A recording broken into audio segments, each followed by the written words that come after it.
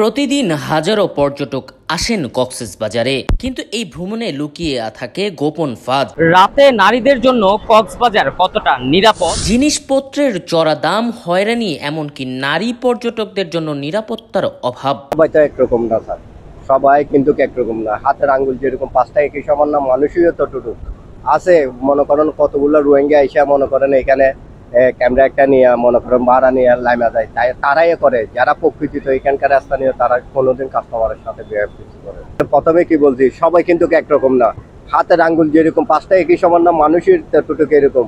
কিন্তু কাস্টমারকে ক্যামেরা একটা গলাতে দেখলে কাস্টমারে মনে করে যে উনিও ফটোগ্রাফার, কিন্তু তুলনার পরে তারপর বুঝতে পারে যে কে ভালো কে খারাপ, নাহলে বুঝতে পারে না। প্রশাসনের লোক খুবই হেল্পফুল, যে কোনো প্রয়োজন পড়লে তারা আগায় আসতেছে। তার যে হোটেল, তারপরে মোটেল, যারা যেগুলো আছে খাবারের ব্যবস্থা যেখানে যেখানে আছে, সেগুলোর মধ্যে একটু দেখাশোনা করার জন্য সরকারিভাবে একটা টিম দরকার, যারা কোনোভাবেই যাতে মানুষ হয়রানির শিকার না হয় এবং ন্যায্য মূল্য যেটা না রাখলেই নয়, ওভাবেই যাতে একটা রাখে, তাহলে মানুষ আরো বেশি কক্সবাজারমুখী হবে। আমি আশা। আয়ানা কার সাথে এসেছেন? বাবার সাথে, মার সাথে। কেমন লাগছে এখানে? ভালো লাগছে। লোকাল দোকানদাররা জানান, ট্যুরিস্টদের একবারের জন্য কাস্টমার ভাবেই দাম চড়ান, অথচ প্রশাসনের নজর ফাঁকি দিয়ে ব্যবসা করছে এখানকার লোকাল দোকানগুলো। শুধু তাই নয়, রিক্সা চালকদের বাজে কথা মেয়েরা অবাকভাবে তাকিয়ে দেখছে। রাতে নারীদের জন্য কক্সবাজারের কতটা নিরাপদ? অনেক পর্যটক জানান, হোটেল বুকিং থেকে রাস্তায় হাঁটা সব জায়গায় ভয় ও হয়রানির শিকার হতে হয়।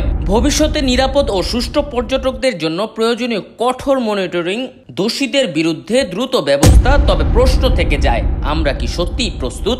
মোহাম্মদ তাবিবুর রহমানের প্রতিবেদন, দেশবৈচিত্র্য সংবাদ। হোটেল বুকিং থেকে শুরু করে রাস্তায় হাঁটা সব জায়গায় অনিরাপদ বোধ করেন এই কক্সবাজারের নারী পর্যটকরা। কক্সবাজারে নারী পর্যটকরা কতটা নিরাপদ, এমন প্রশ্ন রয়েই যায়। পর্যটকরা কক্সবাজারে আসে ভ্রমণের জন্য, এখানে এসে নানান বিপদের সম্মুখীন হতে হয়। খাবারের দাম থেকে শুরু করে হোটেল বুকিং সব জায়গায় চড়া দাম।